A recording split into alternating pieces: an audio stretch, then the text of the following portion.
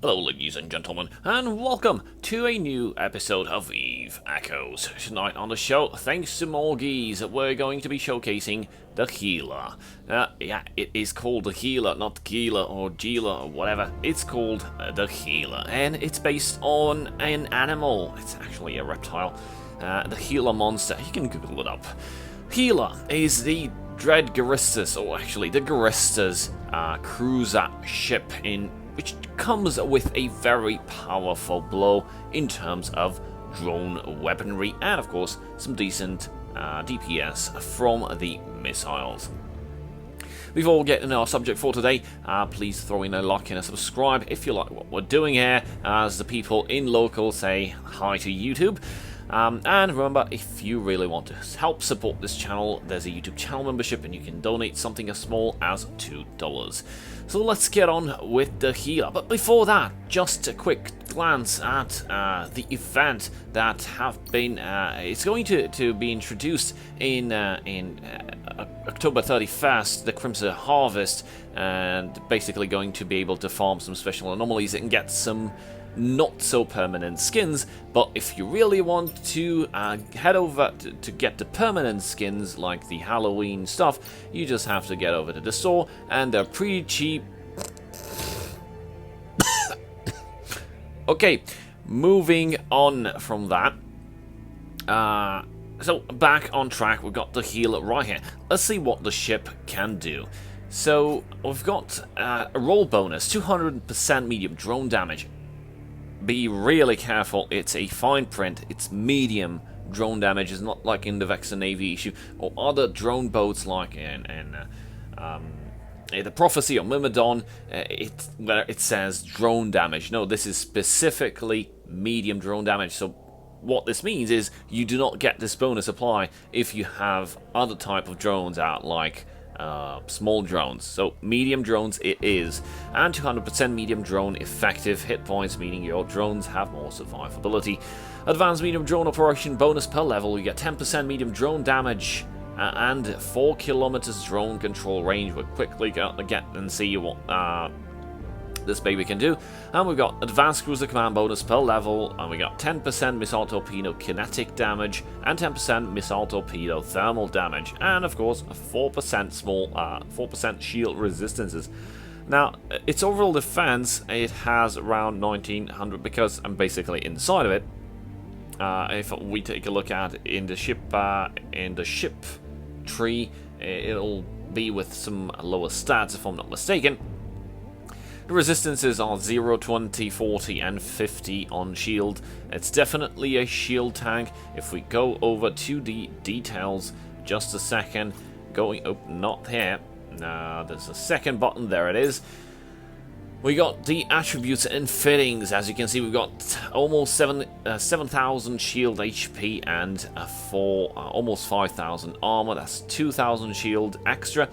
The shield resistances are pretty standard for any cruiser. It's actually not that great in terms of those, but it compensates through the bonuses that it gives. You will never be able to reach this amount of DPS with on cold, meaning this is cold damage. I'm sitting inside the station, I don't have my drone damage amplifier activated, and I have no rigs fitted because they're pretty expensive, and I'm really a bit of a financial crisis. But I'll definitely tell you what you should fit on these. So let's take a look at how I managed to fit this. Most of it is storyline or faction items, but there are a couple of modules here and there that will be like Mark 5, because I don't know, I didn't bother to get the actual faction item from the market. If I don't have it, I'll probably drop off someone I kill. That's my motto. Right off the bat, we can see we've got 4 launchers on the high slots. Now, you could very well aim for the standard medium missile launchers, or you could very well just go with the medium rapid missile launcher. Even though they receive a nerf, they're pretty good. They're still good, and they're pretty good against smaller ships. Now, it's fair to say that the ship can do better, do good actually against bigger ships than its class, but you'll probably want to hunt if you're going to PvP. You'll probably want to hunt stuff at the same size as you, or even lower, because they'll be like quick kills. And in terms of PvE, you can basically do the same things that the Vexor Navy issue can do right now, but with more damage, and probably with greater speed and better tank. Better speed means better tank, because you're just gonna speed tank a lot. Now, the problem with this ship resides in its medium slots, and not necessarily its medium slots, but more in its drone hardpoints. And we'll quickly glance over the medium slots. We've got 3 available med slots that I just fit with some energy Nosferatu, medium energy Nosferatu, and a stasis webfire. Now, of course, you could do any configuration you like. If you're going for PvP, you're probably going to fit some warp disruptor, I don't know, warp scramblers, when they'll be able to, you'll be able to get them. But I don't know, it's basic stuff if you want to catch something that's up close, or it's coming up close, and you want your drones to do maximum damage. But the problem resides right here in these 2 drone slots. Now, I fitted 2 hammerheads, and that's great. My drone DPS is 274, and I've got a fair amount of skills. If you take a look at my skills right here, I've pretty much got everything in drones, at least in medium drones. So I have, just a second, going over to the medium drone operation 5, advanced medium drone operation 5, expert medium drone operation in 3, drone upgrade 5, advanced medium drone upgrade 5. This is exactly what the bonus is given for in the ship bonuses. And we're about to learn expert medium drone upgrade into 3. Now, if you can basically see, we have just 274 DPS with a fair amount of skills and drones. Actually, that's pretty high grade in terms of drone skills. I have nothing else, by the way. And the problem is, you only have 2, so your entire bonuses are just focused in those 2 drones. Of course, they got a bit bigger HP than your standard drones because of the ship bonuses, granting them 200% extra hit points. But you see, PvP in a drone boat, that means only one thing: either fighting in a group or you're fighting solo. If you're fighting solo, then it's gonna be really problematic, because your opponent will most likely, like, it's a cruiser, it's a drone boat, I'm gonna take out its drone first. It's a pretty obvious choice there. And if they do that, your entire DPS on drones will be cut to half. That's not like you have 4 drones, 5 drones, and the bonuses are split among all the drones that you have available and you can launch into space. Here you have just 2. So if one of those drones get destroyed until you manage to get another one out and send it to your destination, to the target, you will be basically dealing, instead of 274 DPS, just 137 DPS. That's DPS cut in half.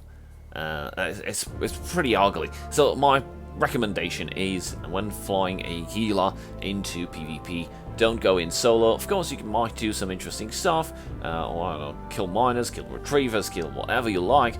But in terms of other ships and other specialized PvP ships and players actually searching for PvP, they will go for your drones first, killing off half of your drone DPS, and then they'll probably murder you, because they'll just get rid of the drones and you'll be left with just 232 DPS, which is still a fair amount, but I don't know, the potential of this ship is 500, 600, you can even take it to 800 DPS.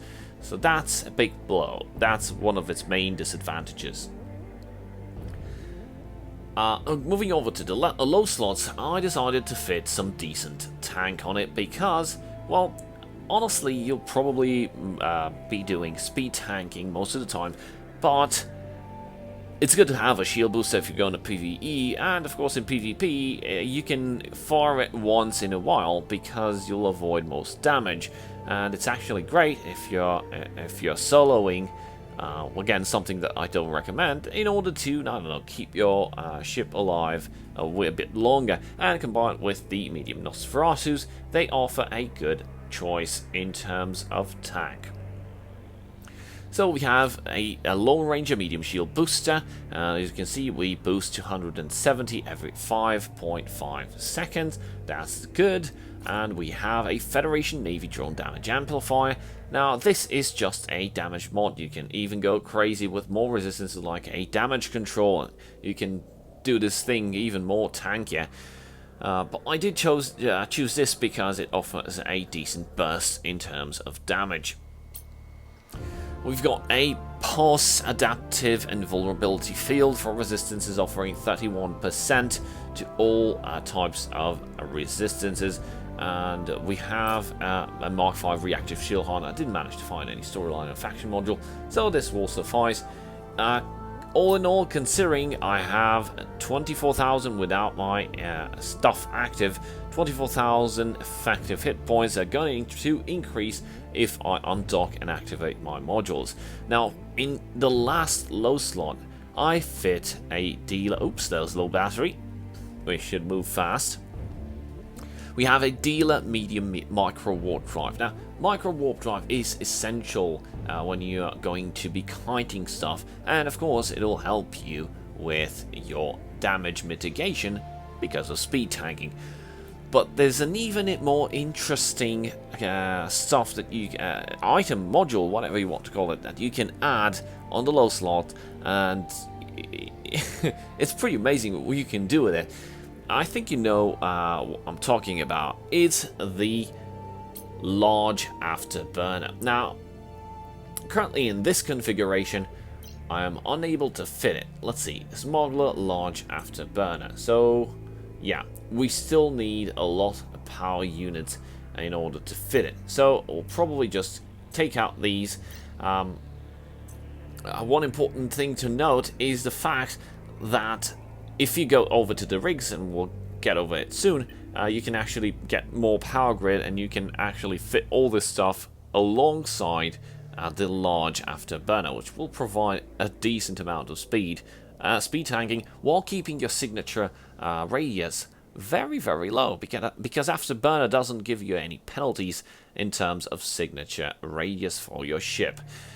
So let's take this out as well, and I think that's pretty much about it. No, unfortunately, we have to take down the we have to take down the launchers too in order to fit this. But remember, with some decent power grid skills, you can do this. You can do this no problem. So the speed is very good with the large afterburner. In terms of PvP, you might be aiming towards this, and if you want to really kite. Also in PvE, it'll help you mitigate a lot of that damage, especially after the upgrade with NPCs. You know, they're gonna have a lot of stuff, a lot of thingies, bling blings to use at their disposal. So I don't know what to say if this ship will be still viable for soloing high grade story missions. Well, I guess we'll see. In terms of hierarchy, I'd say it's between the Vexor Navy issue and Myrmidon or Prophecy. It has the damage of a battle cruiser, close to the damage of a battle cruiser drone boat, a bit higher than a faction, Empire faction cruiser, as in drone boat, but it relies on different mechanics in terms of tanking, similar to what the Vexor Navy issue was doing. In terms of rigs, because we do want to take a look at those, on the engineering, or actually the combat rigs, you'd really want to fit a drone damage rig. That will give you 10, 15, depending on what kind of Mark 1, Mark 2 damage rig are going to fit for your drones, and you're going to get 10, 15, I think, damage extra as bonus, so that's a really nice buff if you get one of those. They're not that much expensive. The second rig, I'd recommend drone rate of fire. If you're aiming for drones, of course, you could also aim it for missiles, because you have a decent DPS on missiles as well. But I'm talking mostly on the drone perspective, so having a drone range augmenter, drone speed augmenter. Actually, the drone speed augmenter has nothing to do with the drone speed, but actually with the speed of the firing of the drones. So you'll get even more DPS because drones will fire faster, they'll cycle their weapons faster. And in terms of the last rig slot, as you can see, we have a drone range of 48 kilometers. You could actually add even more range in terms of the drone range. A rig would basically, I think, provides for Mark 1 around 10, or Mark 2 provides 10 kilometers, which is actually very good because you'll get to 58, and with some more skills you can even get to 60, no problem. In terms of engineering rigs, I'd recommend, if you want to go with the large afterburner configuration, fitting some power grid rigs just to get a power grid up in order to fit the large afterburner and everything else you want for DPS, of course. Or you can go with, I don't know, maybe some auxiliary thrusters to increase the speed of this thing. Or even capacitor control circuits. But if you're going to use this ship only for PvE, then capacitor control circuits it is. If you're going to use this for PvP, you might ask yourself what exactly you want to achieve, and if you find the answer to that question, you'll know exactly what types of rigs you want to put, what kind of modules to put in terms of tank and in terms of EWAR, and pretty much in terms of damage as well. So that's pretty much it on the Gila. Thank you guys for watching. A very big shout out to my channel supporters. I'll see you guys next time. Cheers.